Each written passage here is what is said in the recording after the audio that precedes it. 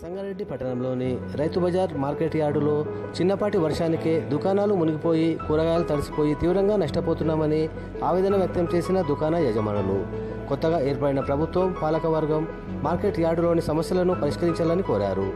కార్యక్రమంలో దుకాణ యజమానులు రాజేందర్ రెడ్డి, అబ్దుల్ రషీద్, మల్లేశం, మల్లారెడ్డి, నసీరుద్దీన్, గౌస్ పాషా, సిరాజుద్దీన్, సంగన్న, సుధాకర్ తదితరులు ఉన్నారు.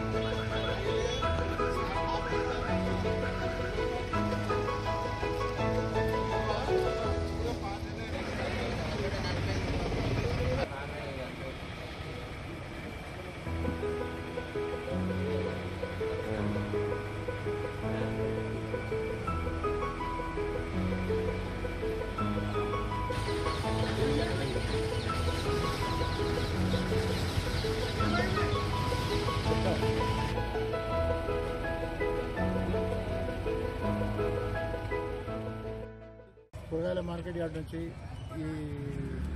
మేము వ్యాపారస్తులందరం కలిసి మాట్లాడుతున్నాం. నా పేరు రాజేందర్ రెడ్డి. నేను షాపు గత 16-17 సంవత్సరాల నుంచి ఈ మార్కెట్లోనే ఉన్నాను. ఇక్కడ ఏ విధమైన సౌకర్యాలు లేవు. ముందుగా చిన్న చినుకు పడితే మొత్తం మార్కెట్ అంతా జలమయమైపోతుంది.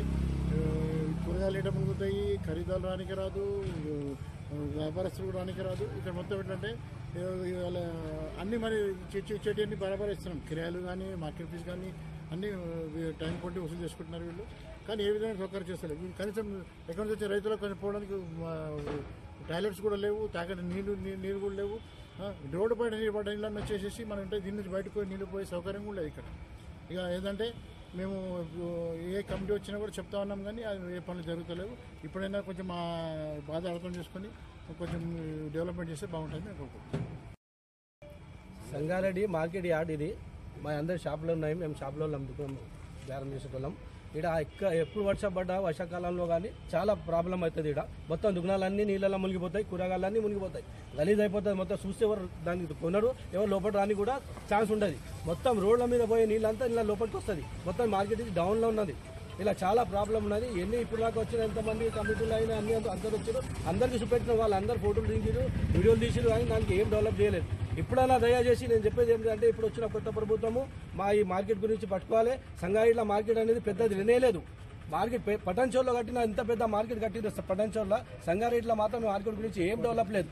సంగారెడ్డి జిల్లా ఇది. సంగారెడ్డి మనకు జిల్లాలోనే ఏం సౌకర్యం లేకుండా మార్కెట్ ఉన్నది. పక్కకు ఉన్న దాంట్లో ఏమో అట్లా ఉన్నది. మనం దాన్ని చూసుకోవాలి, దీనికి డెవలప్ చేయాలి. ఇప్పుడు వచ్చిన మార్కెట్ కమిటీ, కొత్త మార్కెట్ కమిటీ వాళ్ళు దీన్ని చూసి గమనించి పెద్ద పై లీడర్ దగ్గర పోయి, వాళ్ళ దగ్గర పోయి, ఆఫీసర్ల దగ్గర పోయి దీనికి బాగు చేసే ప్రయత్నం చేయాలని కోరుకుంటున్నాం. ఇంకోటి, ఇప్పుడు ఇది చాలా పాతగా అయిపోయింది, లోపాటు అయిపోయింది. ఇది మేము ఇప్పుడు ఏమంటున్నామంటే ఈ మార్కెట్ని మెయిన్ రోడ్కి వేస్తే ఇంకా చాలా బాగుంటుంది. సంగారెడ్డి చౌరస్తాకు రైతు వేదిక పక్కకు గవర్నమెంట్ స్థలం ఉన్నదని తెలిసింది.